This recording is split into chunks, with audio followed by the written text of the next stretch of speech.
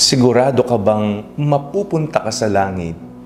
Ako po si Father Fiel Pareha at ito po ang ating segment, ang Daily Devotion, na kung saan tayo po ay magdarasal, magbabasa at magninilay kasama ng salita ng Diyos sa buong taon. Manalangin tayo. Sa ngalan ng Ama, ng Anak at ng Espiritu Santo. Amen.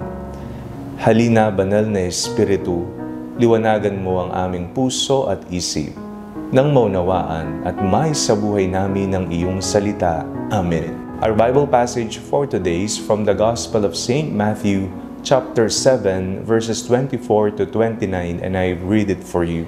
Everyone then who hears these words of mine and acts on them will be like a wise man who built his house on rock.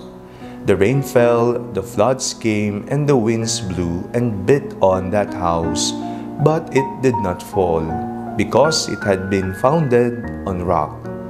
And everyone who hears these words of mine and does not act on them will be like a foolish man who built his house on sand. The rain fell, and the floods came, and the winds blew and beat against that house, and it fell, and great was its fall. Now when Jesus had finished saying these things, the crowds were astounded at his teaching, for he taught them as one having authority and not as their scribes. Sigurado po ba tayo na tayo ay mapupunta sa kalangitan? Sa totoo lamang po, ang Panginoon, ang kanyang plano, ang kanyang pangarap, ay sama-sama tayong mapupunta kasama niya sa kalangitan, sa katapusan ng mundo. O kung tayo ay mamatay, tayo ay pupunta sa langit at hindi sa kung saan paman. Yan ang plano at pangarap ng Diyos. Isang paraiso, isang relasyon at pagsasamahan na walang hanggan. Sa ating mong binasang Ebanghelyo, tayo po ay binigyan ng paghahalintulad. Ang pagtatayo ng isang tahanan sa buhanginan at pagtatayo ng tahanan naman sa matibay na pundasyon sa bato. Ang ating pubang pananampalataya ay nakatayo sa buhanginan o ito ay nakatayo sa bato. Pagdating ng mga pagsubok, mga suliranin, dahil nga ito'y nakatayo sa buhangin, madali itong matutumba. Kung ang pananampalataya mo ay ganoon, isang pagsubok lamang, aaray ka na at iiwan mo na si Jesus.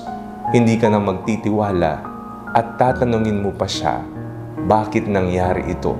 Nasaan siya? Ngunit sa isang disipulo ni Jesus, kahit anong problema, kahit anong pagsubok, oo, may tanong man, may pag-aalinlangan man, no, may mga pagdududa man, pero hindi siya bumibitaw. Ang kanyang pananampalataya ay nakatayo sa matibay na pundasyon sa bato. Kung nais nating makasama si Jesus sa katapusan ng mundo, ito po ang ating laging tingnan at gawin. Ang pananampalataya ko ba ay matibay na nakapundasyon sa bato? Si Jesus ang bato. Siya lamang at wala ng iba. Sa kahuli-hulihan ng panahon, tayong lahat ay magsasama-sama.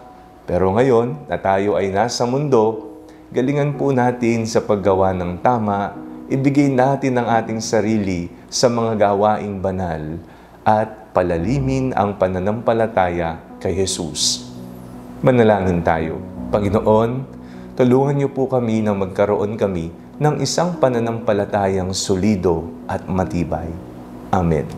Sa ngalan ng Ama, ng Anak at ng Espiritu Santo. Amen. Huwag po ninyong kalimutang i-like ang video ito, mag-comment po kayo and share it with your family and friends. Ang panalangin bago matulog ay may sariling Facebook page na po. Huwag niyo pong kakalimutang mag-like at mag-follow dito, and do not forget to subscribe to our YouTube channel. I-click niyo lamang po ang link na nasa description ng video ito o kaya naman po just search Father Fiel Pareha. At kung nais niyo pong maging updated sa ating pagpapahayag, you can join our broadcast channel dito po sa ating Facebook page. God bless you po!